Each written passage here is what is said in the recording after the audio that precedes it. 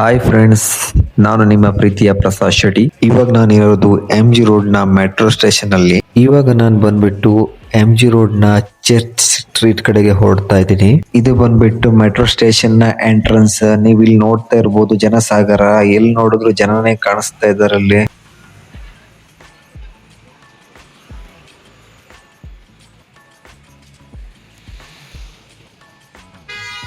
ಈ ಪ್ಲೇಸ್ ಬಗ್ಗೆ ಒಂದು ವಿಚಾರ ಹೇಳುವುದಾದ್ರೆ, ಈ ಪ್ಲೇಸ್ ಅಲ್ಲಿ ಬಂದ್ಬಿಟ್ಟು ನೀವು ನೈಟ್ 12 ಗಂಟೆಗೆ ಬಂದ್ರು ಇಷ್ಟೇ ಜನ ಇರ್ತಾರೆ. ಜನ ಅಂತೂ ಕಮ್ಮಿ ಆಗಲ್ಲ. ಇವಾಗ ನಾವು ಬಂದ್ಬಿಟ್ಟು ಚರ್ಚ್ ಸ್ಟ್ರೀಟ್ ಹತ್ರ ಇದೀವಿ. ನನ್ನ ಎದುರುಗಡೆ ಇರೋ ಮಾಲ್ ಹೆಸರು ಬಂದ್ಬಿಟ್ಟು ಶೋಭಾ ಮಾಲ್ ಅಂತ. ಇವಾಗ ಈ ಪ್ಲೇಸ್ ಈ ತರ ಕಾಣಿಸ್ತಾ ಇದೆ ಅಲ್ಲ, ನಿಮ್ಗೆ ನೈಟ್ ಆದ್ಮೇಲೆ ಈ ಪ್ಲೇಸ್ ಅನ್ನ ತೋರಿಸ್ತೀನಿ ನೋಡಿ. ಅಲ್ಲಿ ತನಕ ವೆಯ್ಟ್ ಮಾಡಿ.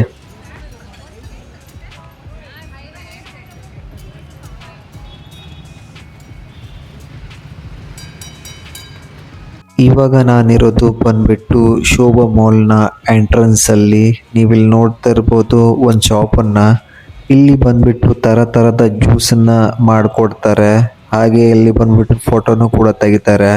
ಇಲ್ಲಿನ ಜನ ಬಂದ್ಬಿಟ್ಟು ಆ ತರದ ಜ್ಯೂಸ್ನು ಕೂಡ ಕುಡಿತಾರೆ. ಒಂದ್ ವೇಳೆ ನೀವು ಇಲ್ಲಿ ಬರೋದಿದ್ರೆ ಇಲ್ಲಿ ಹತ್ರನೇ ಬಂದ್ಬಿಟ್ಟು ಮೆಟ್ರೋ ಸ್ಟೇಷನ್ ಕೂಡ ಇದೆ. ನೀವು ಮೆಟ್ರೋದಲ್ಲೂ ಕೂಡ ಇಲ್ಲಿಗೆ ಬರ್ಬೋದಾ.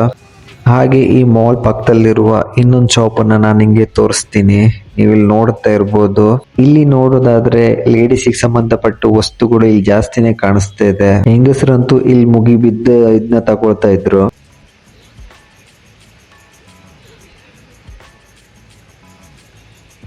ಈ ಮಾಲ್ ನ ಎದುರುಗಡೆ ಬಂದ್ಬಿಟ್ಟು ಇಷ್ಟು ಶಾಪ್ಸ್ ಗಳು ಕಾಣ್ತಾ ಇದೆ. ಇಲ್ಲಿ ಬಂದ್ಬಿಟ್ಟು ಬರೀ ಹೆಣ್ಮಕ್ಳೇ ಕಾಣಿಸ್ತಾ ಇದಾರೆ. ನೀವು ವಾರದ ಯಾವ ದಿನ ಬೇಕಾದ್ರೂ ಬನ್ನಿ ಇಲ್ಲಿಗೆ. ಆದ್ರೆ ಇಲ್ಲಿ ಜನ ಮಾತ್ರ ಕಮ್ಮಿ ಆತಿಲ್ಲ. ಹಾಗೆ ನನ್ನ ಫ್ರೆಂಡ್ ಒಬ್ಬ ಬತ್ತೆ ಅಂತ ಹೇಳಿ ಇನ್ನೂ ಬಂದಿಲ್ಲ. ಅವನಿಗೋಸ್ಕರ ನಾನು ಇಲ್ಲಿ ವೇಟ್ ಮಾಡ್ತಾ ಇದ್ದೆ. ಅವ ಎಷ್ಟೊತ್ತಿಗೆ ಬತ್ತನ ಗೊತ್ತಿಲ್ಲ ಕಾಣ್ಕ. ಹಾಗೆ ಒಳಗೆ ಇಲ್ಲಿ ಸ್ವಲ್ಪ ಹೊತ್ತು ಇಲ್ಲಿ ಸುತ್ತಾಡಿ ಬತ್ತೆ ನಾನು. ನಿಮ್ಗೆ ಇಲ್ಲಿ ಕಾಣಿಸ್ತಾ ಇರ್ಬೋದು ಓಲ್ ಮೆಟ್ರೋ ಹೋಗ್ತಾ ಇರೋದು ಆ ಕಡೆ. ಹಾಗೆ ಈ ಕಡೆ ನೀವು ಹಿಂಗೆ ತಿರುಗಿದ್ರೆ ಬಂದ್ಬಿಟ್ಟು ನಿಮ್ಗೆ ಇಲ್ಲಿಂದ ಬಂದ್ಬಿಟ್ಟು ಮೆಟ್ರೋ ಸ್ಟೇಷನ್ ಕಾಣಿಸುತ್ತೆ. ನಿಮ್ಗೆ ದೂರದಲ್ಲಿ ಕಾಣಿಸ್ತಾ ಇರ್ಬೋದು. ಮಾಲಿಗೆ ಹತ್ರನೇ ಇದು ಬಂದ್ಬಿಟ್ಟು ಮೆಟ್ರೋ ಸ್ಟೇಷನ್. ಹಾಗೆ ನೀವು ಇಲ್ಲಿ ಬಂದ್ಬಿಟ್ಟು ರೋಡ್ ಸೈಡ್ ನೋಡ್ತಾ ಇರ್ಬೋದು. ಇಲ್ಲಿ ಬಂದ್ಬಿಟ್ಟು ಪೇಂಟಿಂಗು ಕೂಡ ಮಾಡ್ತಾರೆ, ಪಾನಿಪುರಿ ಕೂಡ ಮಾಡ್ತಾರೆ. ಏನೇನೋ ಇಲ್ಲಿ ಸೈಡ್ ಅಲ್ಲಿ ಏನೇನೋ ಇಟ್ಕೊಂಡಿದ್ದಾರೆ. ಹಾಗೆ ಇಲ್ಲಿ ನೀವು ನೋಡ್ತಾ ಇರ್ಬೋದು ಅಪೋಸಿಟ್ ಅಲ್ಲಿ ಬಂದ್ಬಿಟ್ಟು ಜನ ಯಾವ ತರ ತಿರುಗಾಡ್ತಾ ಇದ್ದಾರೆ ಅಂತ.